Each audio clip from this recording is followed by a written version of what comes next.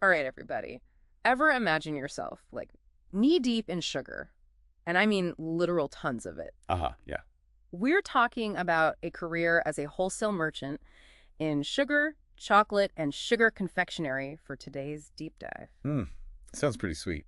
It really does. But as we dug into the research, we found out there's way more to this job than just, having a sweet tooth. Oh, absolutely. It's a global operation. Right. And the research described these merchants as like investigators of the supply chain. Hey, And that little detail that really piqued my curiosity. makes sense. You can't just walk into a grocery store and expect to find, 1,000 tons of sugar just sitting there. Yeah, I guess not. There's a whole chain of events that has to happen before that sugar even exists, let alone ends up on a shelf. And a good wholesale merchant, they need to have a handle on every single step. So, like, what would be an example of a wholesale merchant having to put on their detective hat? Well, let's say there are rumors of a drought hitting vanilla farms over in Madagascar, right? Vanilla farms. Okay. Yeah, right. A good merchant, they're going to catch wind of that and think, hold on, vanilla prices? They might go haywire. That makes sense. So they start digging, making calls, confirming the drought rumors, and then they'll start reaching out to their vanilla suppliers, figure out how much they have in stock, what their production looks like, that kind of thing. So it's all about connecting those dots, right? Yeah. Global events to the stuff we see every day. Exactly. And once they have that intel, they can advise their buyers. So, like, who are their buyers? I'm picturing, like, a giant bakery or something. Yeah, exactly. Think large-scale bakeries, food manufacturers, even supermarkets. They need to know if a key ingredient, like vanilla, is suddenly going to skyrocket in price. Right. Otherwise, boom, vanilla cupcakes are off the menu. Or your favorite vanilla latte just doubled in price. It's about managing those ripples in the supply chain. Wow. Okay. So these wholesale merchants, they really do need to be a few steps ahead of the game. Always. I mean, let's say a new study comes out, right? And it links dark chocolate to some amazing health benefits. Okay, love where this is going. Suddenly, everyone and their dog wants dark chocolate, right? Correct. So a good wholesale merchant, they'll Yeah. see that coming a mile away. They'd probably advise their chocolate suppliers to, like, ramp up production, maybe even lock in a good price before the inevitable surge in demand. That's wild. So they really are trying to predict the future, like the future of sweetness. Yeah, that's a good way to put it. It's a blend of market analysis, really knowing your stuff when it comes to sugar, chocolate, all of it. Yeah, And of course, being able to roll with the punches because the market can change in a heartbeat. absolutely. So it's not just about having a sweet tooth. It's about having a nose for the business, too. Exactly. It's about passion, strategy, and a little bit of it, like you said, detective work sprinkled in. So it sounds like a wholesale merchant needs a pretty diverse skill set to be successful, right? Oh, absolutely. It's not just about knowing your way around a warehouse full of sugar. Right. Communication, Mhm. negotiation, those are huge. Yeah, I bet. Because you're the link between, like, the people who have the sugar and the people who need the sugar. Exactly. And those needs, they can be really specific. It's not always as simple as, okay, here's a truckload of sugar, enjoy. Oh, for sure. I imagine there's a good bit of persuasion involved, too. Especially when you're talking about, like, massive quantities and big money. Oh, yeah. You've got to be a smooth talker, for sure. Being able to paint a picture, show them why this deal makes sense. It's a skill. So can you give me an example? Like, walk me through a scenario where a wholesale merchant would really need to flex those persuasion muscles. Okay, so say a big candy company, right? They're about to launch this whole new line of chocolate bars. Okay, I'm already hungry. But they're not just any chocolate bars. They want to use a very specific type of cocoa bean, ethically sourced, sustainable, the whole 9 yards. Right, so it's not just about the taste, it's about the values, too. Exactly. So the wholesale merchant, they need to find a supplier who can tick all those boxes. They need someone who can meet those ethical standards while also, making sure the price is something the candy company can actually work with. So it's like a balancing act, finding that sweet spot between values and the bottom line. You got it. And that's where those negotiation skills come into play. It's about building trust, understanding everyone's priorities, and then hammering out a deal that works for everybody. That makes a lot of sense. And I know we touched on it earlier, but our research also highlighted how important active listening is in this job. Oh, it's crucial. You can't just walk in all about the numbers and contracts. You have to listen, truly listen to both sides. So it's about building those relationships too. 100%. I mean, you might be talking to a sugar supplier whose family has been in the business for, like, generations. Wow. They have so much knowledge, so much experience.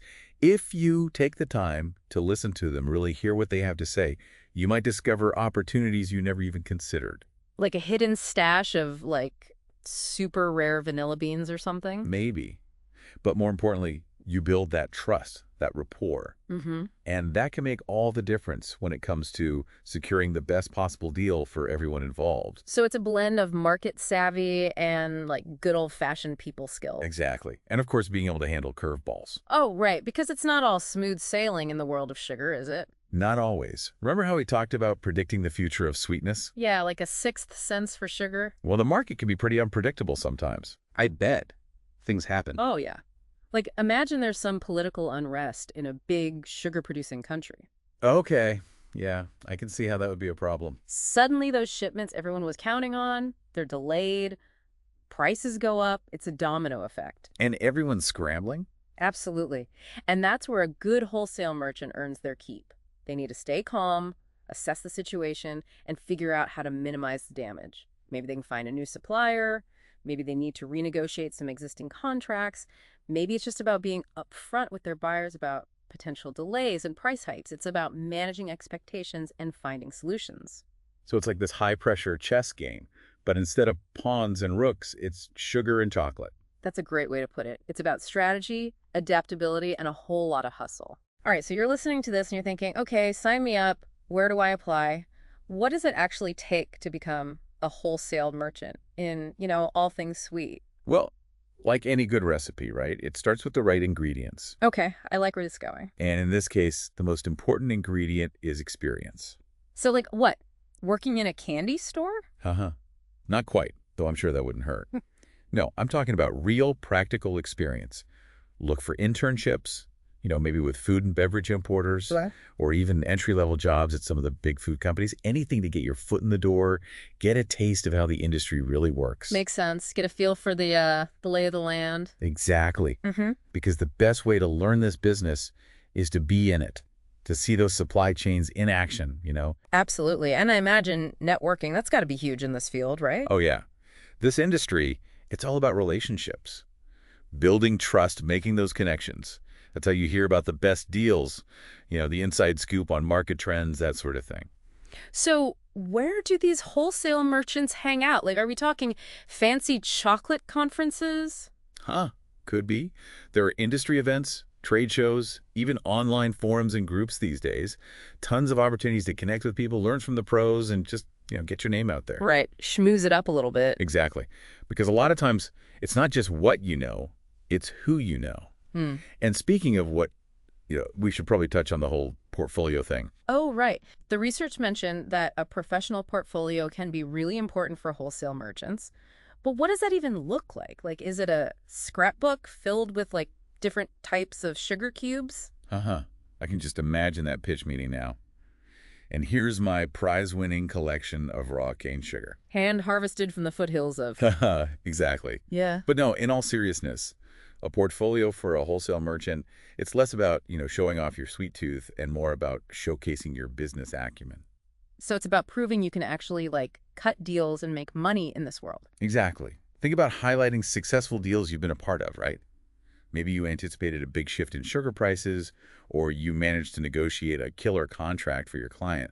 Those are the kind of wins you want to shout from the rooftops. So basically anything that proves you can handle the pressure and navigate the sugar roller coaster, right? Exactly. And testimonials, those can be gold. Having happy clients singing your praises, talking about how you understood their needs, how you went above and beyond, that kind of social proof, it goes a long way. Oh, for sure. But, we can't ignore the elephant in the room, or should I say the algorithm in the spreadsheet. Right, automation. Exactly. I mean, our research mentioned how much of the wholesale industry is becoming automated these days. So how does a person, like a real-life human being, compete with that? It's a valid concern, for sure. But look, technology, it's a tool, right? Like any other tool, it can be used for good or for evil. Oh, for sugar, I guess. Exactly. And algorithms, they're great at what they do. They can crunch numbers, analyze data, find patterns that we might miss. They can even play a part in matching buyers and sellers. Right, like a dating app, but for sugar. Something like that. Yeah. But here's the thing. Algorithms, they don't have that human touch. Okay, I see where you're going with this.